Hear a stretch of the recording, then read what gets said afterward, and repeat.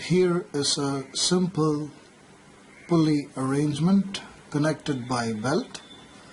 On board ship you can find this arrangement for air conditioning and refrigeration compressors, and sometimes even some pumps and air compressors. So the object of this video is how do you tension up the new V-belt upon these pulleys. So let's start with the basic. This pulley is the drive pulley, which is usually mounted on the prime mover, which is usually an electric motor and sometimes even diesel engine. So the drive pulley drives the driven pulley through the belt. This can be V-type or even tubed belt, so usually it's a V-belt. And depending on the load, the number of belts will increase and the thickness and size of the belts will increase. For simplicity and ease of understanding, I have shown only a single pulley with single V-belt.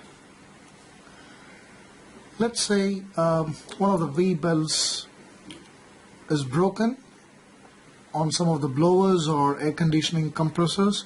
Now the question comes, how do you change it? Let's say the air conditioning compressor has 3 to 4 V-belts mounted on a single pulley.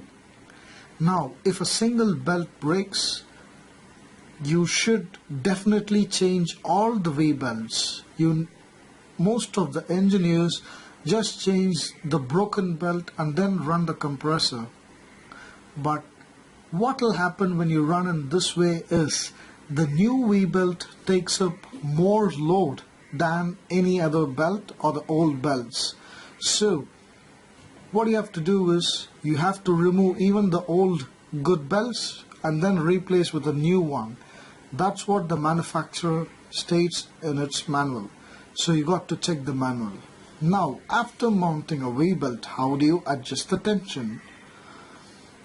Most of us just mount the belt and then tap it on top like this, and then when we feel it is tight, we just secure it and then start running the compressor motor arrangement.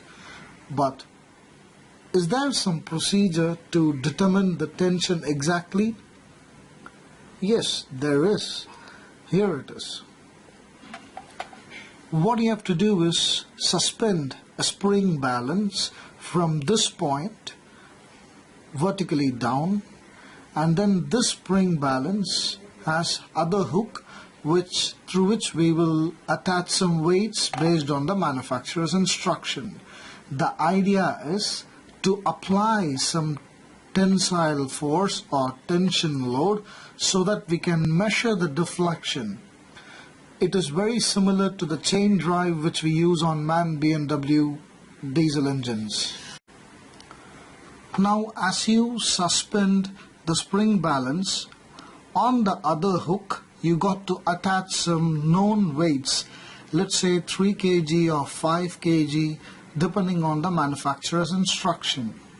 As you attach it, the belt will sag down. Now it deflects, so you got to measure this deflection. So how do you measure it? Just mark the original position of this belt, and then as you suspend some weight on the spring balance, measure with the ruler how much the belt sags or deflects, and this deflection for the known weight of 3 to 5 kg should match the manufacturer's instruction. In my last ship, for a weight of 3 to 5 kg, the deflection is 11 to 15 mm. So once the deflection is within the range, the tension is perfect.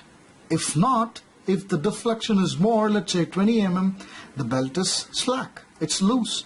Or if there is very less deflection, let's say 5 mm or 4 mm, then the belt is very tight. This means the belt will break easily. And if the belt is loose, ultimately it will break, but the immediate effect would be slipping or loss of power to the driven pulley. And one important thing what you have to do before mounting the belt is the alignment. How do you check the alignment? For ease of understanding, I'm just showing in this way. So what you have to do is, the drive and driven pulley are exactly in line when you view through this. So it must be this way. When you see or measure with the ruler, it should be in line. You can't tolerate, or you can't live a drive pulley or driven pulley coming out and then having some deflection. It should be dead straight so that the transfer of motion is even and smooth. If not, the belt will break. Alright, so that's with the basic belt and pulley arrangement. Thank you for watching this video.